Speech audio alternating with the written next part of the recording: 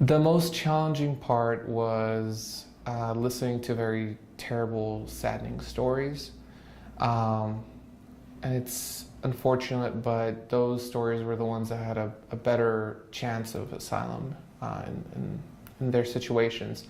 But I would say the most hardest part was having to tell someone that they didn't have a valid asylum claim, or that their child did and they didn't. These women and children had faced, back in their home countries, they often faced a lot of abuse or a lot of legitimate fear in their day-to-day lives, and had done everything they could to escape that. And after hearing myself tens of these stories, and as a group we heard hundreds of them throughout the week, it really took a toll. Tragic is probably a really good word. I think it's kind of this hidden tragedy that a lot of people don't know is happening and don't get to see.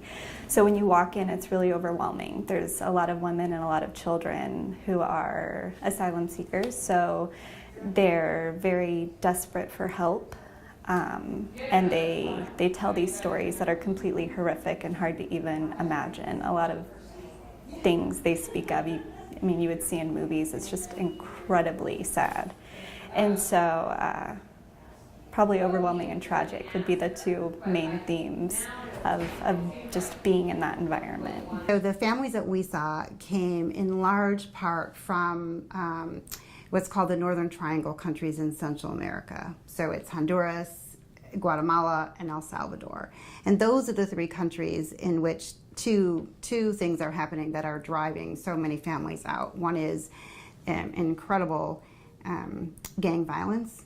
And these are countries in which the gangs actually, as one woman told us today from El Salvador, the gangs control my country. And that is really true, from the top government position down to the local police force. And the gangs rule by inflicting terror on families.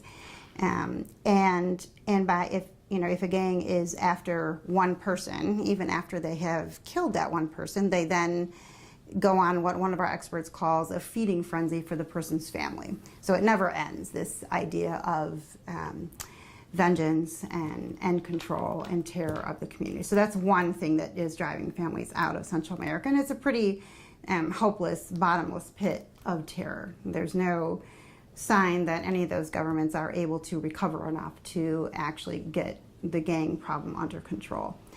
And then the other piece that we see, especially with women, is a lot of domestic violence survivors who are fleeing. Some of the countries do have domestic violence laws on the books, but they are never enforced. And so a woman who tries to report an incident of domestic violence is often told, "We can't help you, that's a family matter." And then you also have the intersection, right, of the women who are unfortunate enough to have their abuser be a gang member, which escalates the violence to a whole another level.